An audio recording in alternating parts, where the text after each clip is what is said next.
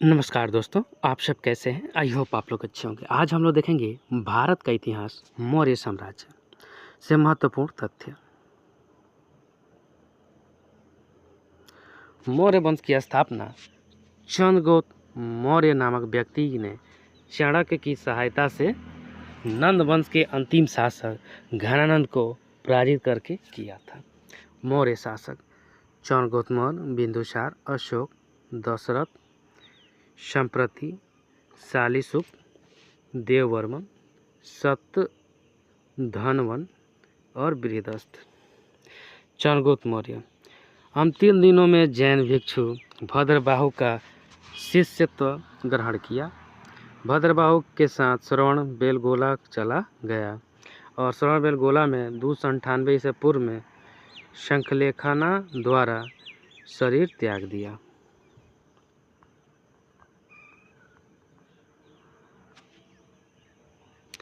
यह पहला अखिल भारतीय राजवंश था और चंद्रगुप्त मौर्य को पहला अखिल भारतीय शासक कहा जाता है। चंद्रगुप्त मौर्य के बारे में महत्वपूर्ण जानकारी कौटिल्य की रचना अर्थशास्त्र में की मिलती है। अर्थशास्त्र में राज्य के शासक हंतु सप्तांग सिद्धांत का जिक्र है। सप्तांग सिद्धांत क्या है? जिसमें आत्म्य बराबर राज की आँखें, जनपद बराबर राज की जंघाएं, दुर्ग बराबर राज की भुजाएं, कोष बराबर राज्य का सुख और दंड बराबर राज्य का मस्तिष्क, मित्र बराबर राज्य का कान और राजा बराबर शीश के समान। यही सप्तांग है। मौर्य शासक के जाति के बारे में विद्वानों के बीच मतभेद है। विशाख दत्त ने अपनी रचना मुद्रा राक्षस में चंद्रगुप्त मौर्य के लिए विसल शब्द का प्रयोग किया, जिसका अर्थ होता है निम्न कुल या जाति में उत्पन्न संतान। बौद्ध साहित्य एवं जैन साहित्य में चंद्रगुप्त मौर्य को क्षत्रिय बताया गया है, जबकि ब्राह्मण साहित्य में चंद्रगुप्त मौर्य के लिए शूद्र शब्द का उल्लेख किया गया है। इसके अतिरिक्त क्षेमेंद्र ने अपनी रचना बृहद कथा मंजरी में चंद्रगुप्त मौर्य को शूद्र शब्द का उल्लेखित किया है। रुद्रदामन का जूनागढ़ अभिलेख से चंद्रगुप्त मौर्य के बारे में पहला लिखित साक्ष्य मिलता है, जिसमें कहा गया कि चंद्रगुप्त मौर्य ने गुजरात के सौराष्ट्र में सिंचाई व्यवस्था के लिए सरकारी खर्च पर सुदर्शन झील का निर्माण करवाया था। संस्कृत भाषा में लिखा गया पहला साक्ष्य रुद्रदामन का जूनागढ़ अभिलेख है। मौर्य शासक अशोक के किसी भी अभिलेख में चंद्रगुप्त मौर्य का नाम नहीं लिखा हुआ है। यूनानी जिस्टर ने चंद्रगुप्त मौर्य के लिए सेंडोकोटस शब्द का उल्लेख किया है। सर्वप्रथम विलियम जोन्स नामक यूनानी विद्वान ने सेंडोकोटस की पहचान चंद्रगुप्त मौर्य के रूप में किया है। विलियम जोन्स ने 1784 ईस्वी में एशियाटिक सोसाइटी ऑफ बंगाल की स्थापना की थी। यूनानी विद्वान पुलॉट ने चंद्रगुप्त मौर्य के लिए एंडोएस्केसस शब्द का उल्लेख किया था। प्लूटार्क ने अपनी रचनाओं में कहा है कि एंडोकोटस ने 5 लाख हस्ती सेना के बल पर पूरे भारत को रौंद डाला। चंद्रगुप्त मौर्य साम्राज्य उत्तर पश्चिम अफगानिस्तान से लेकर दक्षिण में कर्नाटक तक था, जबकि पूर्व में बंगाल से लेकर पश्चिम में गुजरात के सौराष्ट्र प्रांत तक फैला था। चंद्रगुप्त मौर्य के शासनकाल में यूनानी आक्रमणकारी सेलुकस ने लगभग 305 ईसा पूर्व में भारतीय क्षेत्र पर आक्रमण किया था, जिसमें चंद्रगुप्त मौर्य ने सेलुकस को पराजित कर दिया। दोनों के बीच हुई संधि के तहत सेलुकस ने अपनी पुत्री हेलन का विवाह चंद्रगुप्त मौर्य से कर दिया। दहेज के रूप में एरिया, आराकोसिया, जेडोसिया, पेमी सदाई क्षेत्र को दिया। बदले में चंद्रगुप्त मौर्य सेलुकस को 500 हाथी उपहार भेंट कर दिया। चंद्रगुप्त मौर्य के दरबार में सेल्यूकस ने अपना एक राजदूत मेगास्थनीज को भेजा, जिसकी रचना इंडिका है। मेगास्थनीज की रचना इंडिका है। मेगास्थनीज के अनुसार मौर्य साम्राज्य की राजधानी पोलीब्रोथा था। सोना निकालने वाली चीटियों का जिक्र किया। दास प्रथा नहीं थी। लेखन कला का अभाव था। भारत में अकाल नहीं पड़ता था। मौर्य सम्राट का नाम सेंडोकोटस था।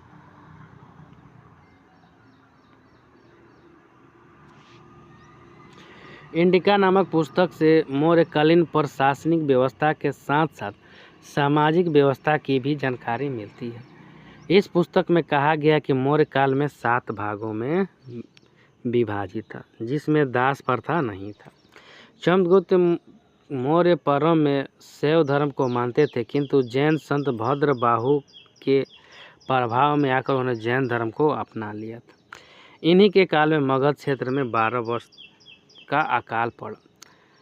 अतः चंद्रगुप्त मौर्य ने अपनी राजगद्दी अपने पुत्र बिंदुसार को सौंपते हुए भद्रबाहु के नेतृत्व में कर्नाटक चले गए। वहीं पर श्रवण बेलगोला में श्रृंगेरी पर्वत या चंद्रगिरी पर्वत पर संलेखन विधि यानी उपवास विधि से अपना प्राण त्याग दिया। बिंदुसार के दरबार में आए डायमेकस, जो यूनानी शासक एंटियोकोस का राजदूत था। चंद्रगुप्त मौर्य के बाद अगला शासक बिंदुसार बना। बिंदुसार को यूनानी भाषा में अभित्रोकेटस अर्थात सूत्रों का नाश करने वाला कहा जाता है। इसे संस्कृत भाषा में अमितोघात भी कहा जाता है। बिंदुसार आजीवक संप्रदाय को मानते थे। इसका यूनानी शासक के साथ अच्छा संबंध था। इसने जीवन काल के अंतिम समय में तक्षशिला में विद्रोह हो गया, जिसको शांत करने में वहाँ गवर्नर सुसीम असफल रहा। अंततः बिंदुसार ने उज्जैन के गवर्नर अशोक को तक्षशिला का गवर्नर बनाते हुए विद्रोह को दबाने के लिए भेजा और अशोक के द्वारा तक्षशिला के विद्रोह को आसानी से दबा दिया गया, किंतु उसी समय बिंदुसार की मृत्यु हो गई। बिंदुसार की मृत्यु के बाद अगला शासक अशोक बना।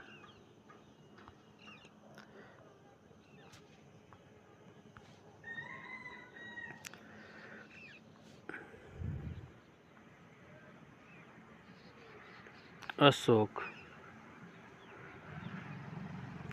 माता शुभदांगी, पिता बिंदुसार, प्रचलित नाम देवाना प्रियदर्शी। राजाभिषेक 269 ईसा पूर्व। राज्यारोहण के 4 वर्ष बाद। अभिलेख की भाषा प्राकृतिक। अभिलेख की लिपि ब्राही, खरोष्टी, अरमाइक और यूनानी था।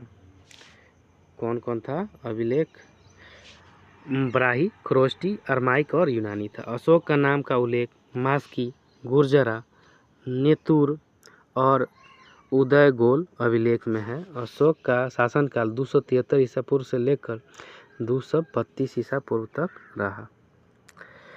राजा बनते समय अशोक तक्षशिला का गवर्नर था।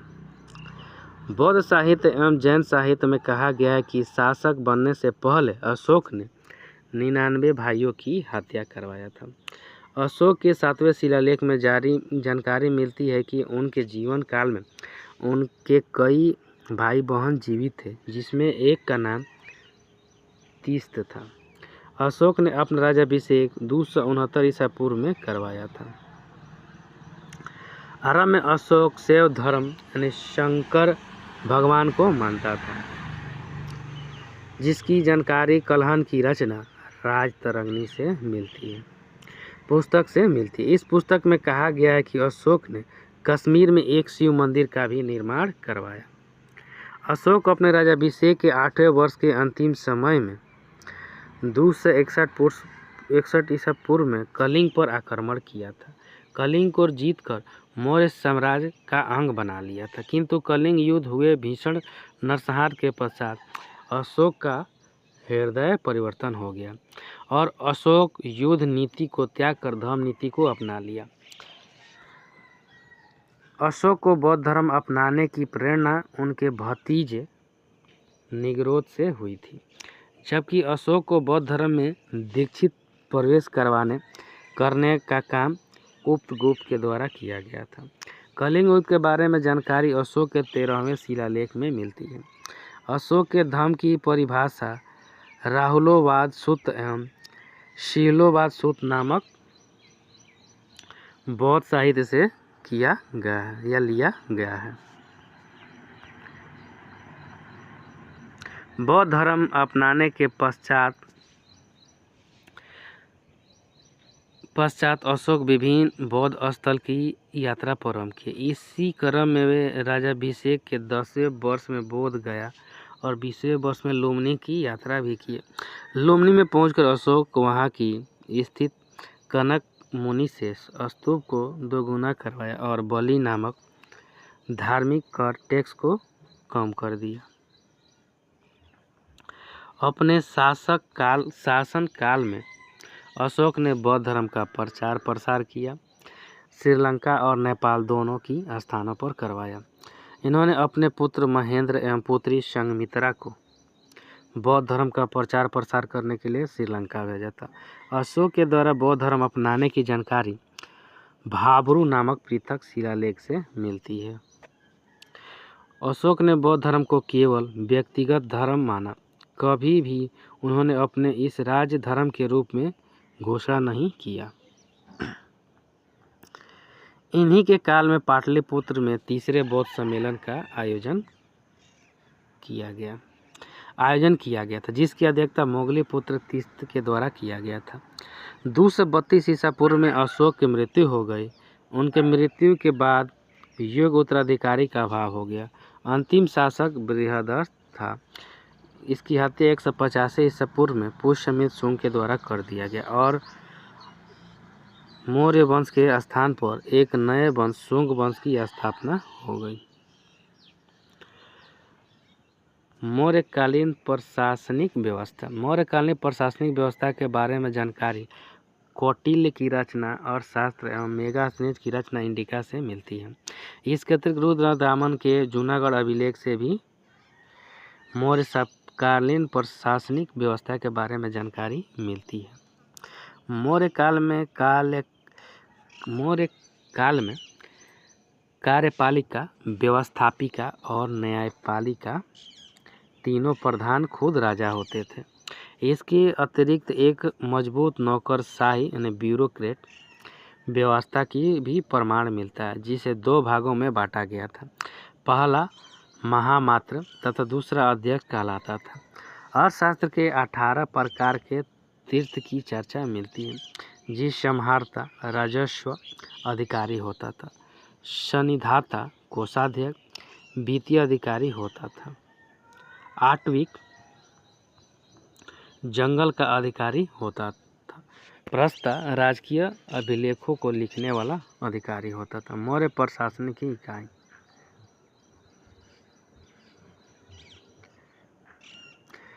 साम्राज्य प्रांत અને उपराजा द्वारा नियंत्रित मंडरा प्रदेश द्वारा आहार या विषय पति द्वारा स्थानीय 800 ग्रामों का समूह था। 800 ग्रामों का समूह था। द्रोणमुख 400 ग्रामों का समूह था। खारवेटिक 200 ग्रामों का समूह था। संग्रहण 10 ग्रामों का समूह था। ग्राम सबसे छोटी इकाई होती थी।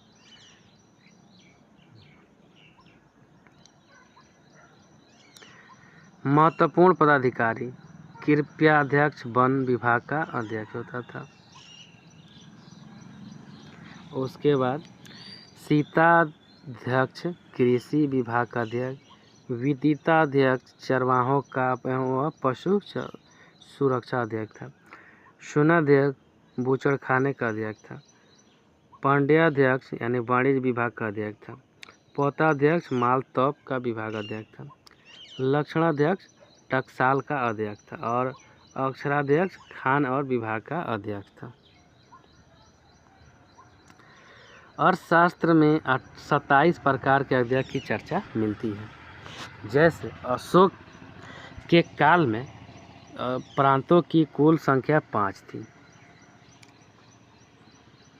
उत्तरापथ तक्षशिला, दक्षिणापथ सुवर्गिणी, अवंती, उज्जैनी, कलिंग, तोसली, प्राची यानी पाटली। मेगास्त्री ने इंडिका में कहा है कि मौर्य काल में नगर का प्रशासन एक 30 सदस्यीय के द्वारा किया गया था, जो 6 उप समिति में बटा हुआ था और प्रत्येक उप समिति में 5 सदस्य होते थे। मौर्य काल में एक मजबूत गुप्तचर या शूद्र पुरुष व्यवस्था की भी चर्चा मिलती है, जो 2 प्रकार का होता था।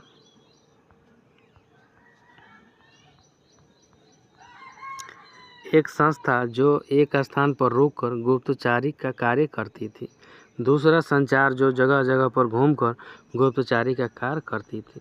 मौर्य काल में प्रांतों को पुनः जिला में बांटा गया था, जिसे विषय कहा जाता था। इसके प्रधान विषयपति कहलाते थे। इस काल में प्रशासनिक व्यवस्था की निचली इकाई गांव होती थी, जिसके प्रधान ग्रामीण कहलाते थे। केंद्रीय प्रशासन के प्रत्येक विभाग का प्रमुख तीर्थ के नाम से भी जाना जाता था, जिसकी संख्या 18 थी।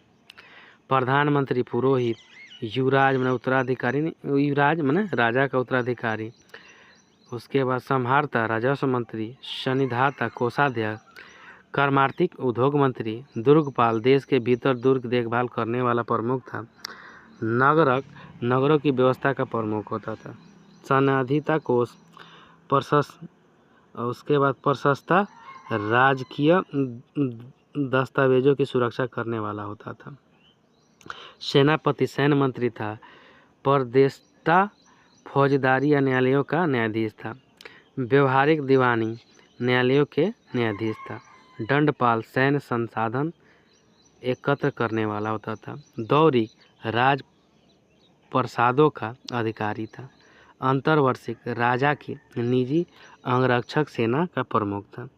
आवटिक वन विभाग का प्रमुख था और मंत्री परिषद अध्यक्ष मंत्री परिषद का प्रमुख होता था। अंतरपाल सीमा प्रदेशों के दुर्गों की देखभाल करने वाला था और नायक सेना का संचालक करता था।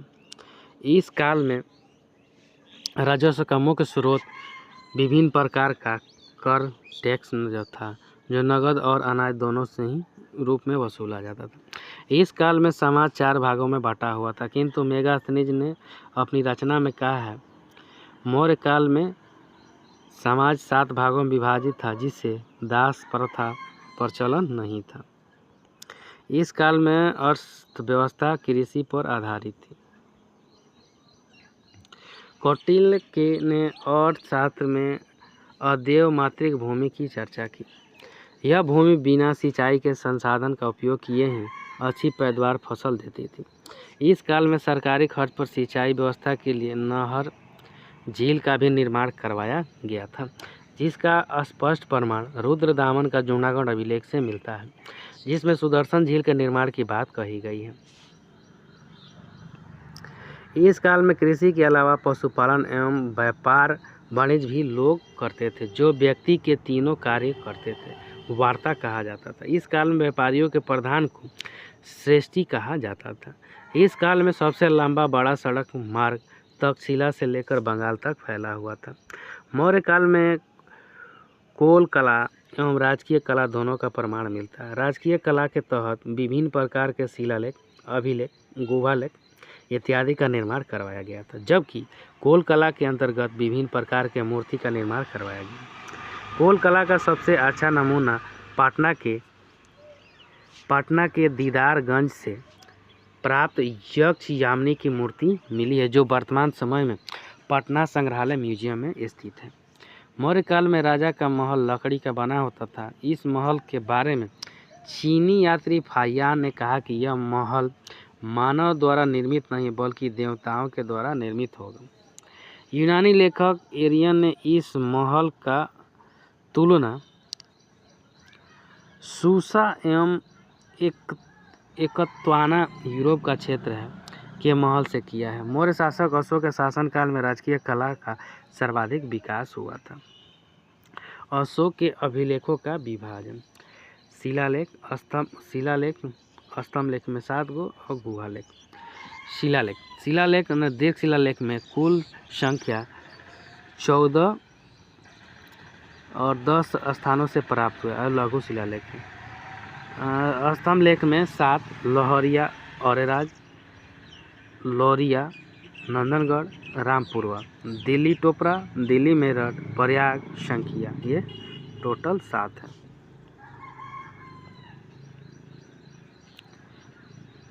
अशोक का शिलालेख 14 शिलालेख है। नंबर 1 में जीव की हत्या पर निषेध है। 2 में चोल पांड्य, सत्युपुत्र, केरलपुत्र, ताम्रपड़ी, यवन राजा, एंटीओक और उनके पड़ोसियों के राजों के भी मनुष्यों और पशुओं की चिकित्सक। 3 में युक्त, रजुक व परदेशिक नामक 3 नए अधिकारियों की नियुक्ति हुई। 4 में भेरी घोष धम घोष में बदल गया। 5 राजाभिषेक के 13वें वर्ष धम महामात्रों की नियुक्ति हुई। 6 प्रतिवेदों को प्रजा का हाल बताने का आदेश दिया गया। 7वां सभी संप्रदाय के लोग अब जगह निवास कर सकते हैं। 8वां अशोक द्वारा धम यात्राओं का प्रारंभ किया गया। 9 धम मंगल सर्वश्रेष्ठ धोती था। 10 धम नीति की श्रेष्ठता पर बल दिया। और उसके बाद 11 धम दान का उल्लेख है। 12 धार्मिक सहिष्णुता पर बल दिया गया। 13 कलिंग विजय दूर से 61 ईसा पूर्व का वर्णन है। यवन राजाओं का उल्लेख है। चोल पांड और सत्यपुत्र, केरलपुत्र एवं ताम्रपणी का उल्लेख है। 14 सभी लेखों हेतु उपसंहार स्वरूप है। 14 दीर्घ शिलालेख प्राप्ति स्थल है।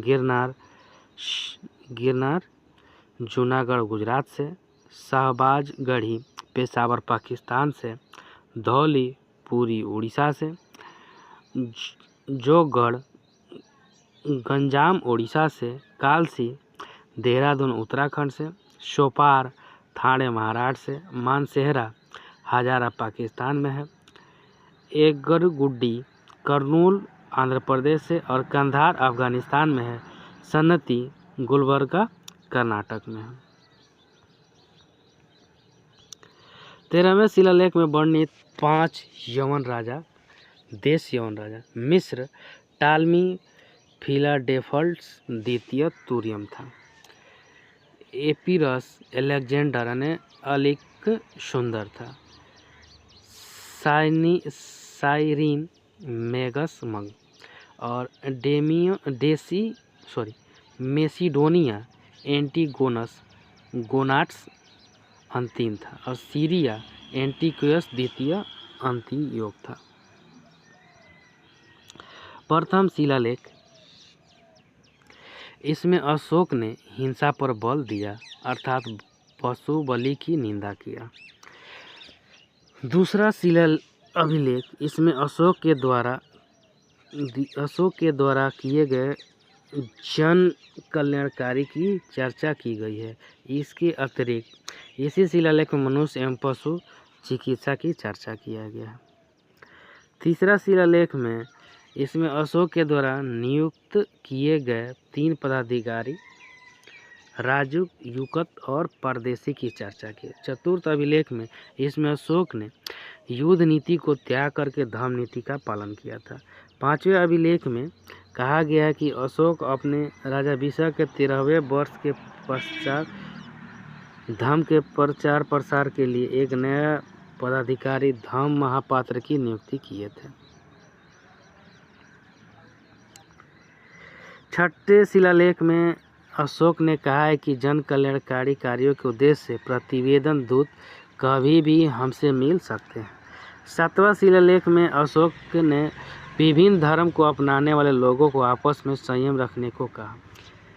8वें शिलालेख में कहा गया कि बौद्ध धर्म स्वीकार करते हुए अशोक धम्म यात्रा प्रारंभ कर दिए थे और 10वें वर्ष में बोध गया की यात्रा की थी। 9वें शिलालेख में कहा गया कि अशोक ने छोटे छोटे उत्सव पर्व त्योहारों पर प्रतिबंध लगा दिया। 10वें शिलालेख में धम्म के महत्व की चर्चा की गई है।